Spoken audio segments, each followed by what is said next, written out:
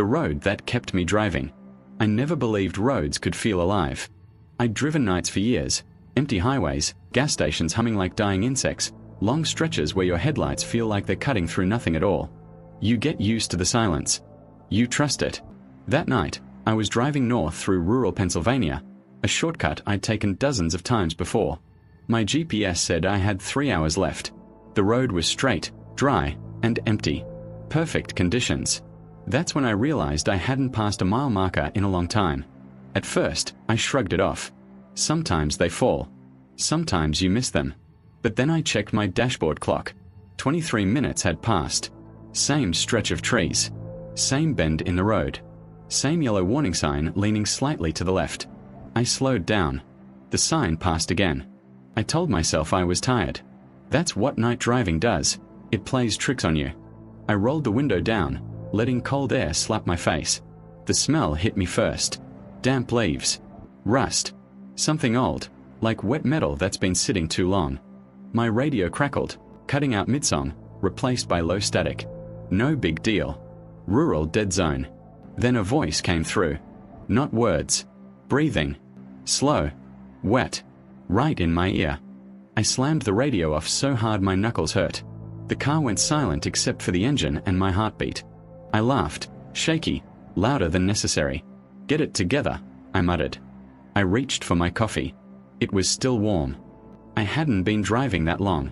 Up ahead, headlights appeared in the opposite lane. Relief washed over me like a drug. As the car passed me, I glanced over. There was no one inside. The driver's seat was empty. No silhouette. No hands on the wheel. Just the headlights and a dark, hollow interior sliding past at 60 miles per hour. I hit the brakes instinctively, tires screeching. The car behind me, because suddenly there was one, laid on its horn. I pulled over, hands shaking so badly I dropped my phone twice. No signal. Not even emergency. The road behind me was empty again. No headlights. No car. Just trees pressing in close, like they were leaning to listen. I got back on the road. That was my mistake. The GPS rerouted without asking. The screen flashed once, then showed a thin grey line labeled unnamed road. I didn't remember turning. I didn't remember choosing anything. The road narrowed. The yellow lines faded into cracked paint, then into nothing at all. My headlights barely reached past the hood now, swallowed by thick, rolling darkness. I noticed something else. The stars were gone. No moon. No sky. Just black above the treetops, like someone had erased it. I tried to turn around. The steering wheel resisted, just slightly. Enough to notice. Enough to feel wrong. The car kept straight no matter how hard I pulled. Then I saw her, standing in the middle of the road.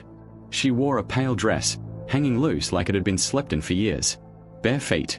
Hair covering her face completely. She didn't move as I approached. I slammed the brakes. The car stopped inches from her. The engine stalled. The silence was absolute. I rolled my window down a crack. "Hey," I said. My voice sounded thin. "Are you okay?" She lifted her head. Her face wasn't blurred. It wasn't shadowed. It was wrong. Too smooth. No eyes. Just shallow dents where they should have been, leaking something dark and slow. Her mouth opened wider than it should, stretching, tearing at the corners. She inhaled sharply, and the smell of rust flooded the car.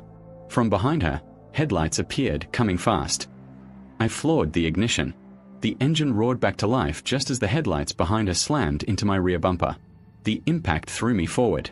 The woman vanished, not hit, not moved, just gone, like she'd never been there. I didn't stop. I didn't look back. The road stretched endlessly, curves repeating, trees unchanging. My gas gauge dropped faster than it should. Mile markers appeared again, but the numbers were wrong. Counting down. The 10th of November, 12. My phone vibrated. A text message. From an unknown number. It read, "You already passed this exit." I screamed. I don't remember how I got home. I woke up in my driveway at sunrise, car cold, tank empty. No damage. No dirt. No sign of anything unusual. My GPS history showed a straight, normal route, except for a single gap. 23 minutes missing. I don't drive at night anymore. And sometimes, when I close my eyes, I can still smell rust and hear breathing on the radio. I thought it was over after that night. Weeks passed, then months. I avoided night drives, stuck to main highways, kept the radio off. I slept with the lights on for a while, embarrassed but honest with myself. Still, certain things didn't go back to normal. My dreams replayed stretches of road I didn't recognize. Trees bent inward, asphalt cracked like dry skin. Sometimes I dreamed I was still driving, hands locked on the wheel, unable to stop. The worst part? In the dreams, I wasn't scared anymore. I was tired, like I'd been driving for years. The first sign it wasn't finished came on a Tuesday afternoon. Broad daylight. I was at work when my phone buzzed. Unknown number. I ignored it. Then it buzzed again. Same number. Against my better judgment, I opened the message. A photo loaded slowly. It was taken from inside a car. My car.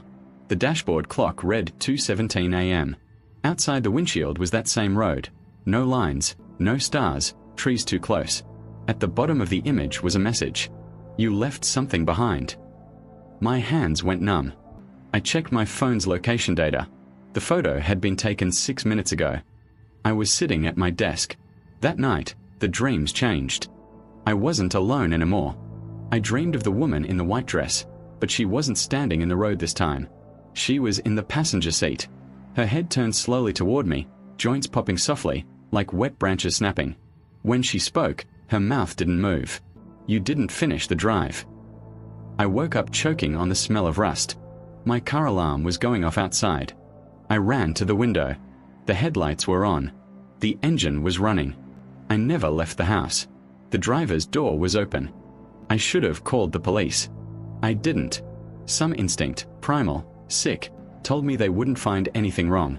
That they'd look at me the way doctors look at people who swear something crawled inside their head. Instead, I went outside alone. The car smelled exactly like that road. Damp leaves. Old metal.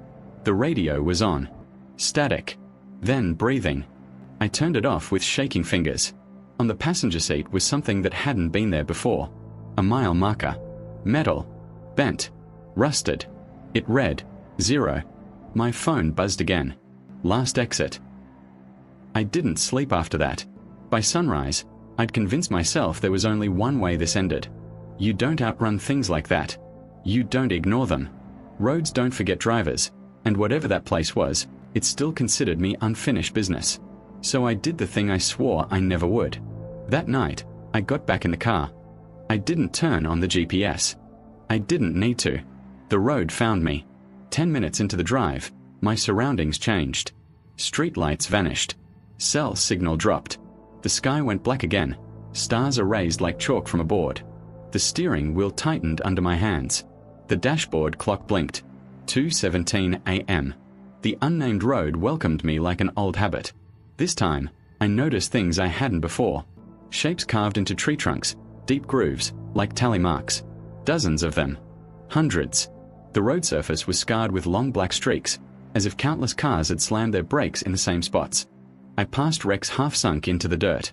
Different eras. Different models. All empty. Then the radio came on by itself. Not static this time. Voices. Whispering numbers. Counting down. When the woman appeared again, she wasn't alone. Figures stood behind her, shadows shaped like people but stretched wrong, heads tilted at impossible angles. Some were missing parts.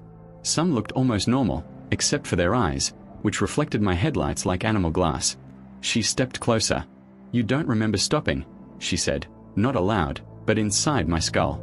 "You never stop." I tried to scream. Nothing came out. The figures leaned in, surrounding the car, hands pressing against the windows. The glass bowed inward but didn't break.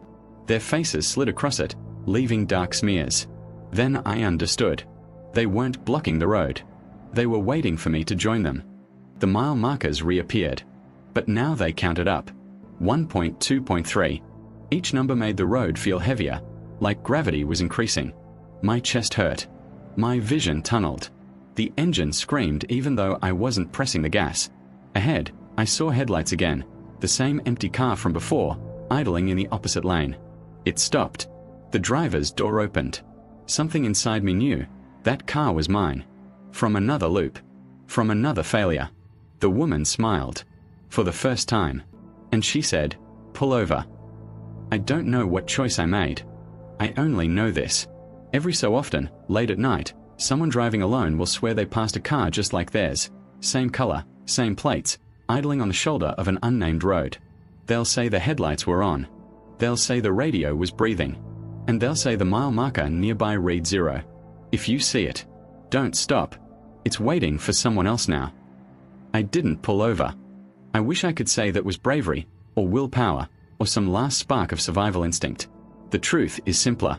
My body wouldn't obey me anymore. My foot hovered uselessly above the brake while the engine screamed like it was trying to tear itself apart. The woman's smile stretched wider, skin pulling tight across her face, as the shadows around her leaned closer to the car.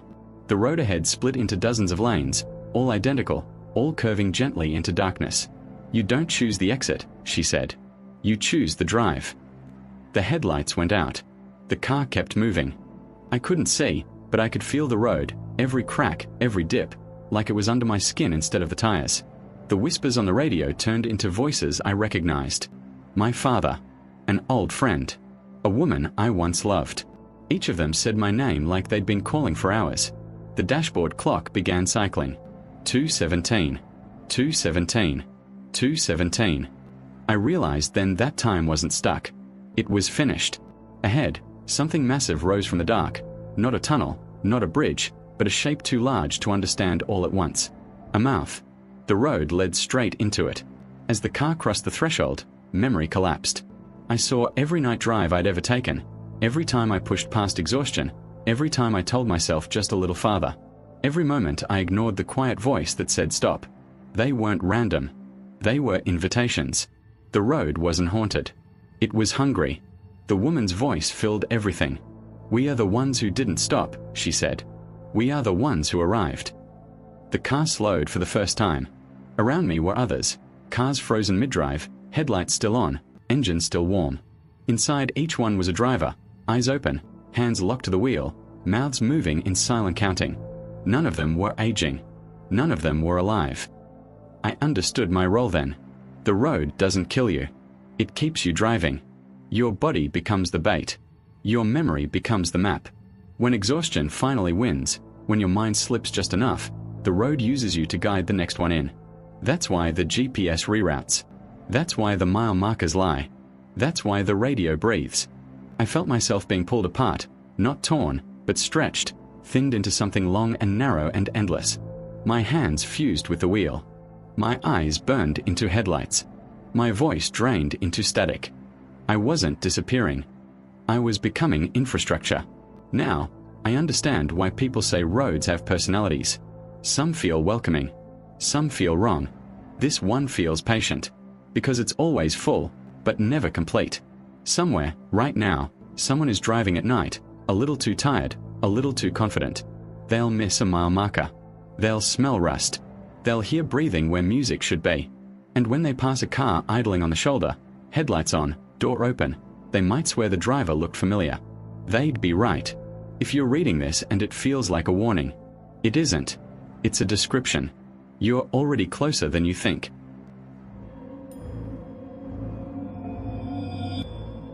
The woman who flags down trucks at 2:11 a.m. If you drive long enough at night, you learn that some people should never be picked up. Not because they're dangerous in the normal way, but because they don't behave like people should. Every driver I know has heard the warning about the woman on Interstate 40.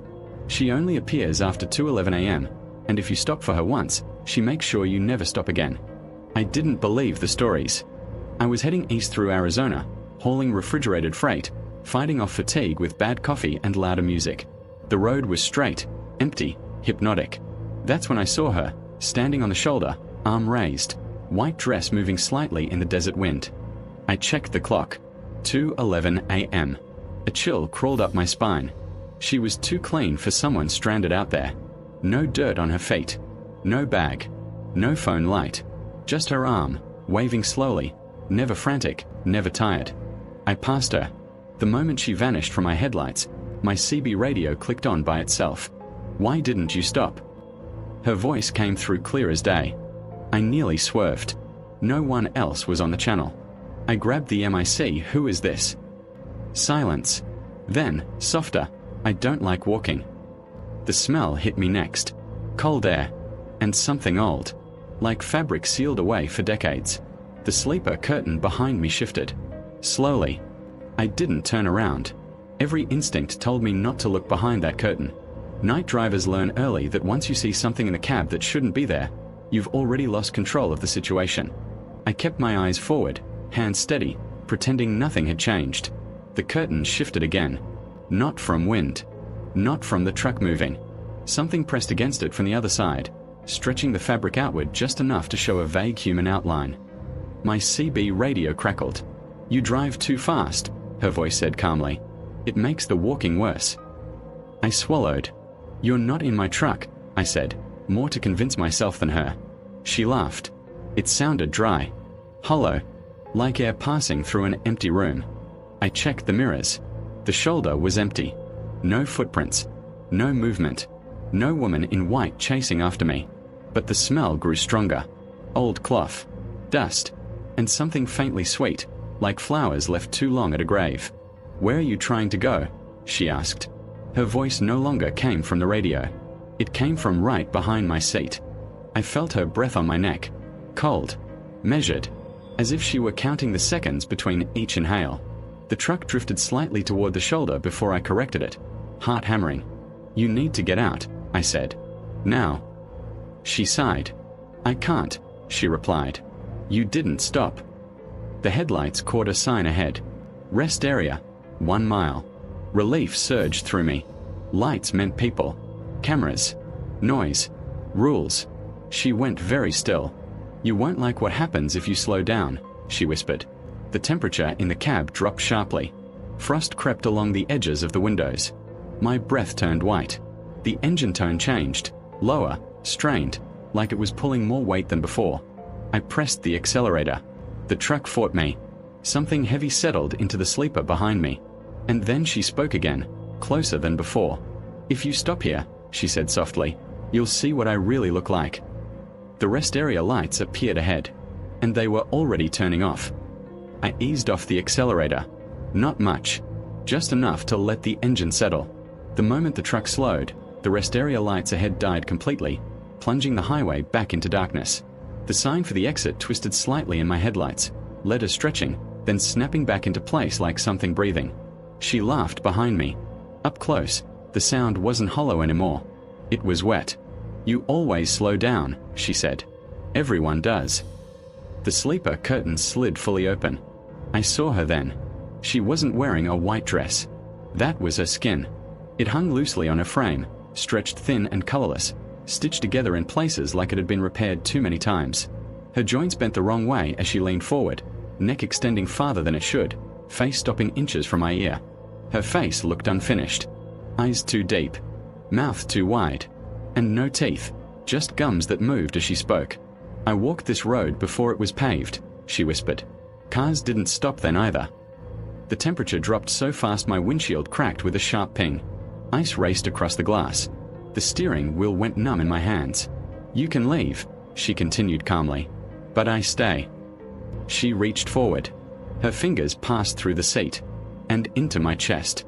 I couldn't breathe, couldn't scream. My vision darkened as she pressed something cold and heavy against my heart. Then, a horn blasted. Blinding headlights filled the cab. Another truck roared past in the opposite lane, close enough to rock mine violently. The force threw her backward. She screamed. Not in pain. In anger. The cold vanished instantly. The sleeper curtain slammed shut. The smell disappeared. I slammed the accelerator to the floor and didn't slow down for 3 hours. At sunrise, I pulled into a crowded truck stop outside Gallup. People everywhere. Engines. Voices. Normal life. I sat shaking until an older woman approached, tribal jewelry, sharp eyes that missed nothing. "You saw her," she said. I nodded. She touched the hood of my truck gently. "She doesn't ride with you," she said. "She rides with the road. You just gave her a voice." I quit night driving after that. But sometimes, when I'm awake at 2:11 a.m., I swear I can smell old fabric and hear footsteps right outside my door.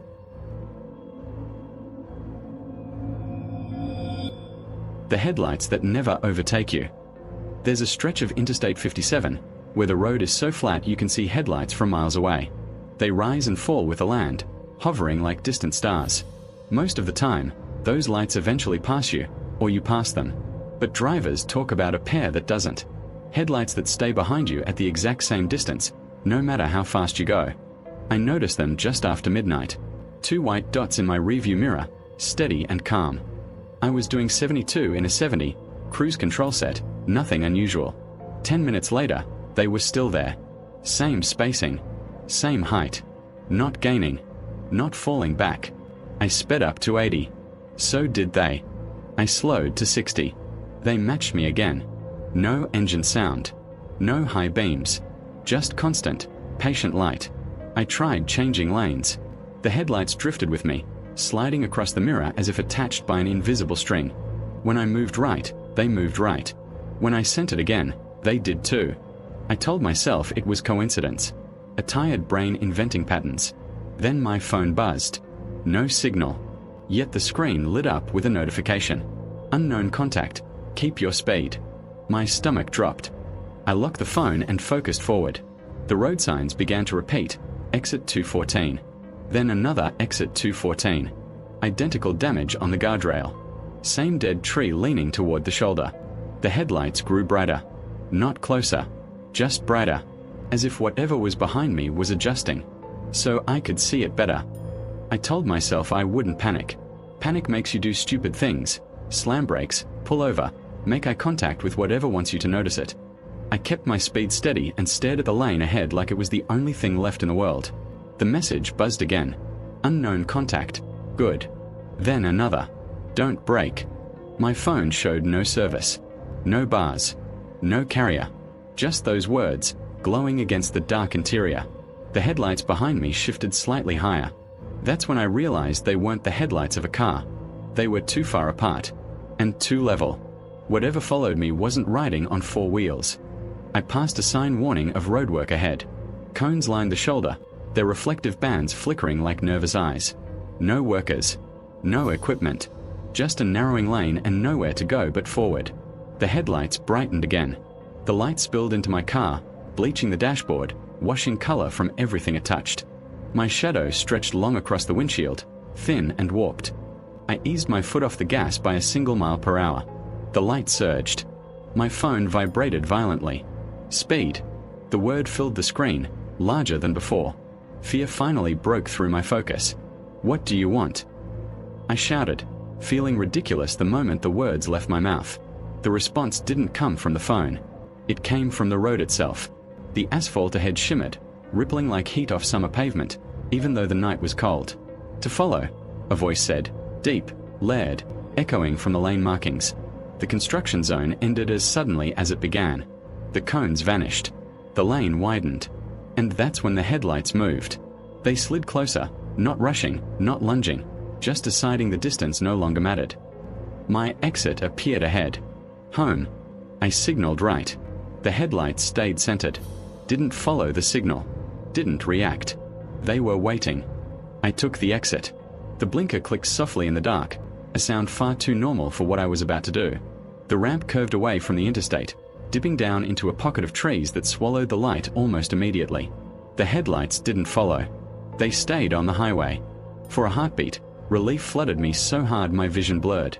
I laughed, short, breathless, and eased off the gas. The ramp straightened, leading toward a small service road I'd driven 100 times before.